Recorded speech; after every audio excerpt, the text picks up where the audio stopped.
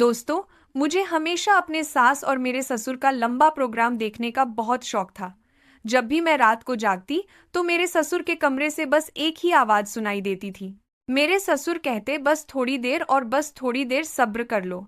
लेकिन मेरी सास कहती अब मुझसे बर्दाश्त नहीं होता। जब भी मैं यह आवाज सुनती तो मैं दिल ही दिल में जलने लगती। और मैं सोचने लगती कि आखिर मेरा ससुर ऐसा कौन सा काम करते हैं कि मेरी सास की हिम्मत जवाब दे जाती है। एक रात मैंने यही रात जानने के लिए अपने ससुर के कमरे में चुपके से झांक लिया। लेकिन उस रात ने मेरे होश उड़ा दिए, क्योंकि मेरे ससुर ने मेरी सास से, और यह सब मैं इस कहानी में बताने वाली हूँ। नमस्ते दोस्तों, आज की इस कहानी में आपका स्वागत है। दोस्तों, मेरा नाम काव्या है और मैं एक छोटे से गांव में रहती हूँ। मैं एक गरीब परिवार से हूँ और इस दुनिया में मेरी माँ के अलावा मेरा कोई नहीं है। जब मेरी माँ ने मेरी शादी की तो सिर्फ इस शर्त पर कि वह अपनी बेटी के साथ ससुराल में रहेगी। जिस घर में मेरी शादी हुई थी वहां दो लोग थे, मेरे सास और मेरे ससुर। मेरी शादी के 4 महीने बाद मेरा पति एक दुर्घटना में चल बसा, जो मेरे लिए एक बड़ा सदमा था।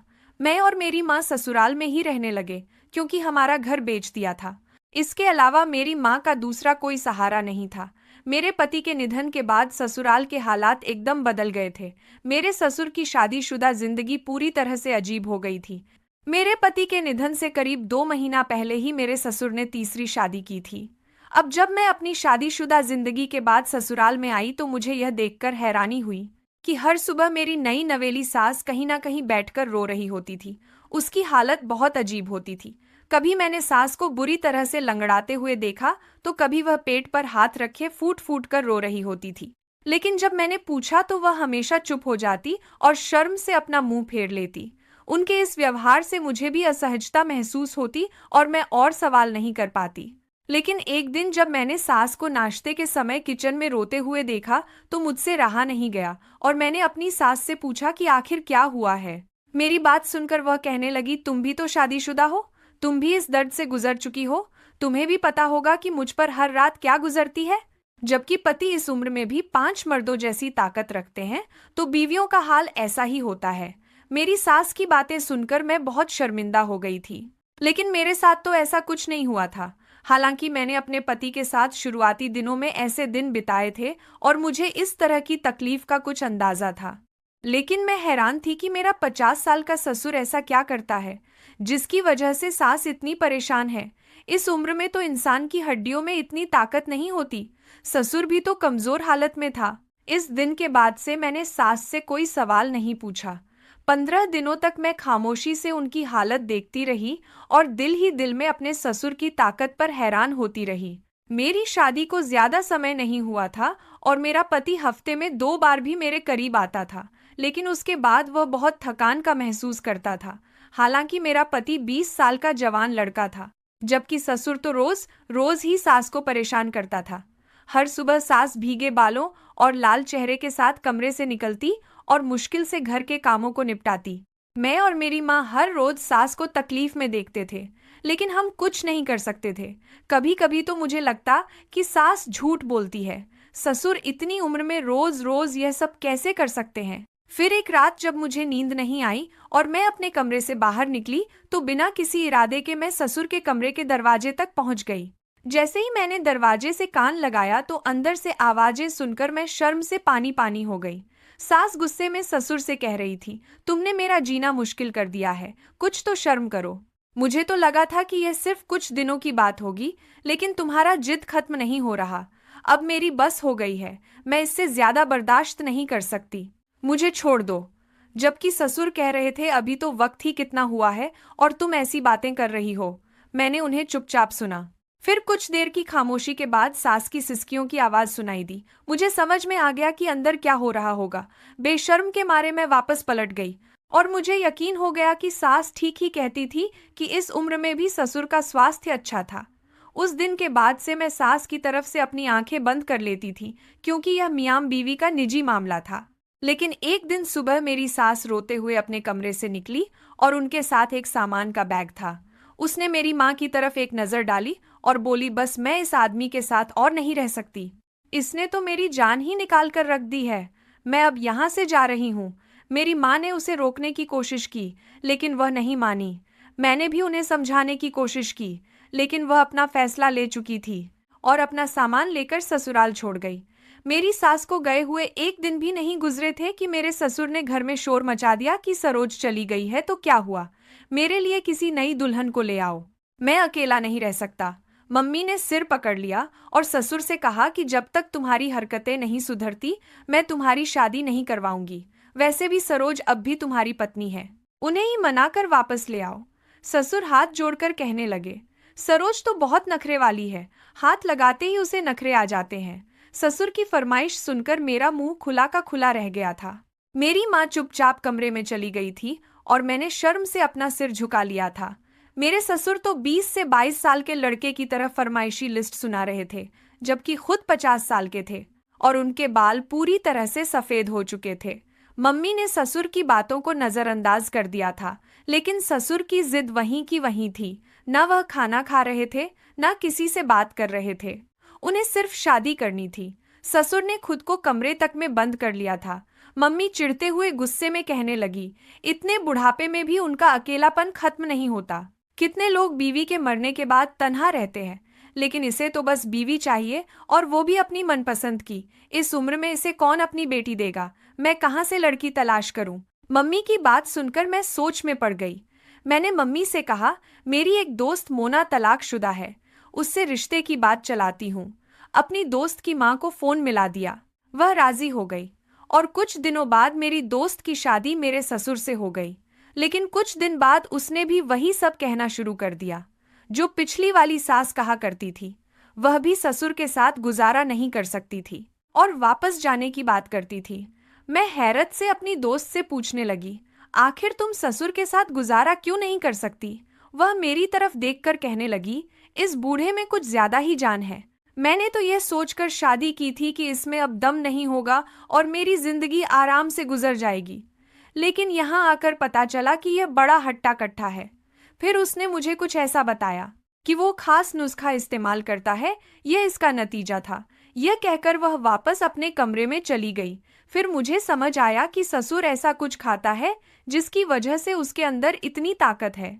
मैंने ये बात मम्मी को बताई।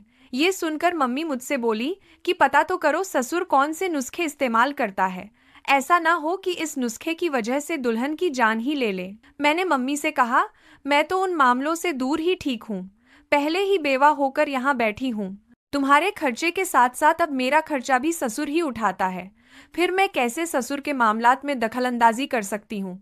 मम्मी मेरी बातें सुनकर बोली, हाँ तू बोल तो ठीक रही है, क्योंकि हमारा सब कुछ ससुर के दम से ही था, इसलिए उसने ससुर को अपने काबू में रखने के लिए उनकी शादियां करवानी शुरू कर दी।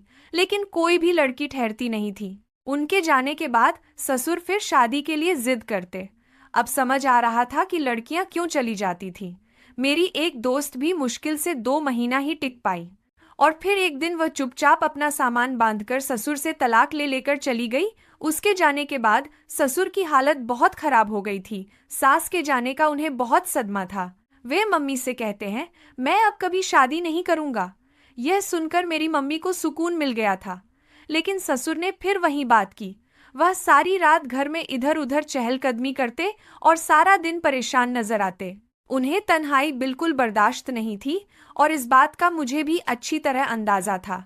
फिर मम्मी ने ससुर के लिए लड़की तलाश करना शुरू किया। एक रिश्ते वाली से बात की तो रिश्ते वाली ने बड़ी अजीब सी बात कही, तुम अपनी बेवा बेटी की शादी इससे क्यों नहीं करवा देती? घर की बात घर में रह जाएगी। ये बात सुनकर मम्मी सोच में पड़ गई। जब यही बात मुझे पता चली तो मैं गुस्से में आ गई। मैंने कहा, मम्मी कैसी बातें करती हो? मैं कैसे अपने ससुर से शादी कर सकती हूँ? मेरी मम्मी बोली, तुम्हारा ससुर तो पैसे वाला भी बहुत है। मम्मी की बात सुनकर मैं सोच में पड़ गई। जिस रात मैंने अपने ससुर के कमरे से सास की आवाजें सुनी, मैं खुद सारी रात बेचैन रही थी। मेरा भी दिल चाहता था कि मेरी जिंदगी में फिर से कोई शख्स शामिल हो जाए। बहुत सोचने और समझने के बाद मैंने ससुर से शादी करने का फैसला कर लिया। जब ससुर को यह बात पता चली तो वह खुशी से पागल हो गए और कहने लगे, इससे अच्छा और क्या हो सकता है? यह तो मुझे कभी छोड़कर भी नहीं जाएगी। मम्मी ने सादगी से निकाह का इंतजाम किया। 1-2 पड़ोसियों को यह बात पता चली तो हर कोई हैरान रह गया। सब जानते थे कि वह मेरा ससुर है, लेकिन फिर भी यह रिश्ता बहुत ही अजीब और गरीब था। मैंने अब तक जिस आदमी को ससुर कहा था, अब वो मेरे पति बन गए थे। फिर जब मैं उनके कमरे में पहुंची तो मुझे एक अजीब सा खौफ सताने लगा था। मैं सोच रही थी कि नहीं पता ससुर जी में कितनी ताकत होगी और वो पहली रात क्या करेंगे। मैं उन्हें कैसे सहन करूंगी। कुछ समय बाद ससुर जी कमरे में आए और अलमारी से एक लिफाफा निकालकर एक कोने में बैठ गए। यह देख मैंने उठकर ससुर जी के पास जाकर पूछा, आप क्या कर रहे हैं? तो उन्होंने कहा, भुने हुए चने हैं, मैं उनका इस्तेमाल करता हूँ। ससुर जी की यह बात सुनकर मुझे तुरंत सास की बात याद आई, जिसमें उन्होंने बताया था कि वे देसी नुस्खे इस्तेमाल करती हैं। मैंने तुरंत ससुर से वह चना वाला लिफाफा छीन लिया और कहा, आपको यह खाने की जरूरत नहीं है। ससुर नाराज हो गए। उन्होंने लिफाफा मेरे हाथ से लिया और बोले, मैं बूढ़ा हो रहा हूँ, मुझे अपनी देखभाल खुद करनी है। फिर उन्होंने चनों में थोड़ी सी मिश्री और मलाई डाली और उस मिश्रण को दूध के गिलास में डालकर मुझे दिखाया। देखते ही देखते उन्होंने वह दूध का गिलास पी लिया। मुझे बहुत घबराहट हुई। ऐसा लग रहा था कि अब मैं भी सास की तरह ससुर के सामने टिक नहीं पाऊंगी। लेकिन कुछ देर बाद मेरी हैरानी की कोई सीमा नहीं रही जब ससुर ने मुझे बड़ी मोहब्बत से हाथ थामा और कहा, तुम थक गई होगी, आराम कर लो।